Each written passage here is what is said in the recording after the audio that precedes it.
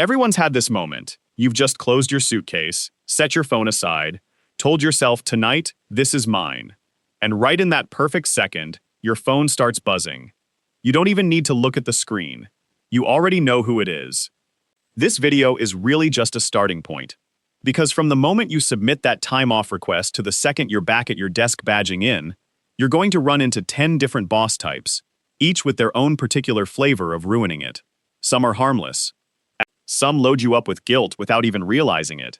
And one of them, you're probably already guessing who, is going to come to mind before this list is even over. Hold on. Their turn is coming. But let's start with the classic. The message that lands the night before you leave. The one more thing before you go, boss. This message never picks a good moment.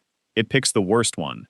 The night before you leave, right when you've packed everything and finally decided to let your phone rest, a notification drops. Subject line, small favor, except you already know it's never small. In fact, small tends to mean the exact opposite of whatever's actually inside that message, never small. It's either a full presentation that suddenly needs urgent review, or a just needs your eyes on it client call that turns out to be critical. 3 more people get CC'd. The message ends with, no rush, whenever you get a chance. There's always a rush. Everyone knows it, including the person who just wrote, no rush. So why do these messages always land right before you leave? We'll come back to that near the end of this list, because the answer is a little more uncomfortable than you'd think. For now, just know this. In the moment, it never feels like sabotage. It feels like a badly timed afterthought. And somehow, this is the same boss who can recite your flight number from memory, but can never quite remember that you're supposed to be sitting on that plane, not answering emails from the gate. Your best defense is simple. Hand off a clear list of what's yours before you leave, and actually set your auto-reply to say, fully offline. Draw the line before the message ever has a chance to land. The guilt trip boss. The request technically gets approved. The number's right there. No to point back to. Nothing you could take to HR. Just a sigh. A long pause before the fine, go. Like they're personally offended by the idea of you disappearing for a week. Maybe a comment gets added too, one that puts a little too much suspicion on the words, we'll figure it out. You walk away with approved days and a fully loaded dose of guilt. You check your phone out of pure habit at the airport gate, for no reason at all. Is this actually about workload? No, it never was, and everyone quietly knows it. The point is, making sure you feel exactly what it costs everyone else for you to have the nerve to disappear for a week. The vacation itself is real. It's sitting right there on the calendar. Peace of mind just doesn't come with it. The best response is refusing to buy the guilt. The approval is already yours. The rest is their problem. The Emergency-Inventor Boss. Strangely, nothing is ever quite as urgent as the exact day you become unreachable. 4 months go by without a single fire to put out, and then your auto-reply kicks in and suddenly the building's on the verge of collapse. A client wants to talk specifically to you, even though 3 other people have handled that account without a hitch. A file that definitely existed yesterday afternoon goes missing. The moment you sit back down and badge in, the big crisis quietly, miraculously resolves itself. From the outside, it looks like unlucky timing. From the inside, it looks like a boss who can't quite believe the office keeps spinning without them, and needs to manufacture a small crisis every now and then just to prove otherwise. Instead of responding to every urgent message at the same speed, building in a short pause to tell the ones that will actually collapse from the ones that won't, tends to work. Most of them resolve themselves anyway, the same way they did the moment you got back. The Overposting Boss. While the rest of the team is drowning in coverage, this one is broadcasting their own nature documentary, hour by hour. Sunrise at 7 a.m., something about gratitude underneath. A cocktail at noon, angled just right against the water. A post titled, Finally Unplugging. 3 location tags, 4 filters, and an engagement rate that would make a product launch jealous. The vacation itself isn't the problem.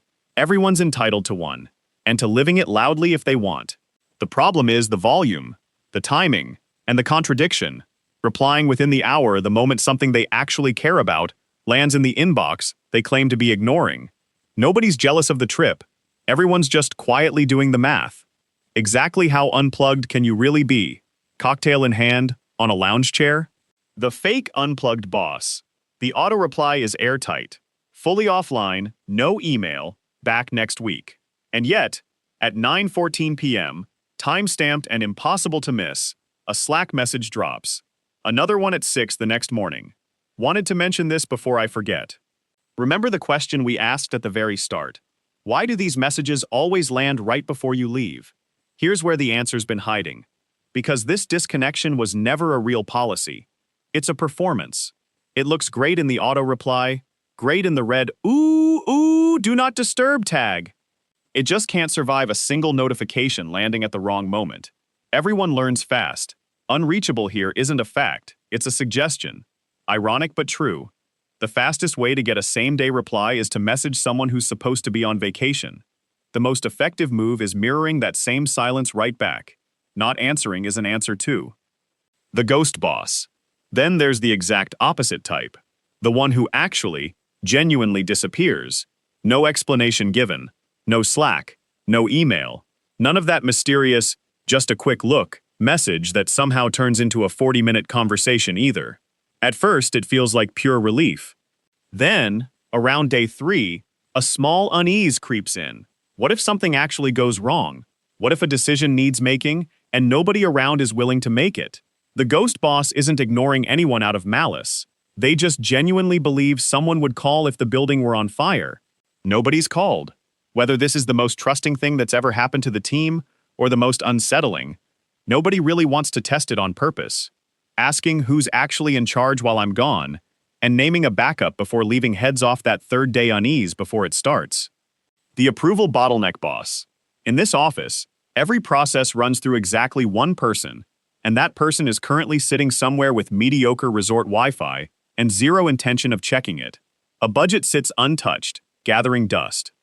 A hire stays stuck in limbo for a week, then 2, until the candidate quietly starts weighing other offers. The office wasn't built this way on purpose. It just ended up, one small exception at a time, where nothing moves without their sign-off. The team isn't short on ideas or talent. What's missing is someone actually willing to make a call while that one person is out of the room. The office doesn't fully stop without them. It just quietly, politely stops finishing anything. Naming a second approver before the trip keeps the team from sitting in limbo the whole time. The surprise return boss. The itinerary clearly said Monday. It had even been confirmed twice by email. Instead, they walk in Thursday. Tan, unannounced, 4 days early. Up until that moment, technically nothing was wrong. The team just wasn't expecting an audience yet, and that becomes obvious the second every open tab is visible. The project that was basically done turns out to be nowhere close. They'll say they missed the office, that they genuinely couldn't stay away any longer. Nobody believes that for a second. Everyone spends the next hour looking noticeably busier than they did 10 minutes ago. The never takes vacation boss. They tell you, sincerely and repeatedly, to take exactly as much time as you actually need. They mean it too, and that's what makes it worse. Because they themselves haven't taken a real vacation in years, and everyone on the team quietly does the math on how their own time off is going to look by comparison. Nobody says don't go out loud. Nobody has to, for the message to land. The pressure never shows up in writing. It just sits there, in every unused vacation day, on the shared calendar. It's not exactly a threat. It's just a habit everyone's quietly absorbed. The actually good boss. And then, somehow, one of them lets the whole thing go off without a hitch. No last-minute favor squeezed in right before you leave. No performance of constant reachability hiding underneath the unreachable. No guilt tucked between the lines of the approval email. The request gets a simple, approved, have a great trip, and that's the entire interaction. Whatever comes up while you're gone gets handled, calmly, by someone else, because that's the entire point of having a team. It almost seems too simple to count as its own personality type, doesn't it? And yet it's rare enough that people talk about it like they've spotted some rare bird.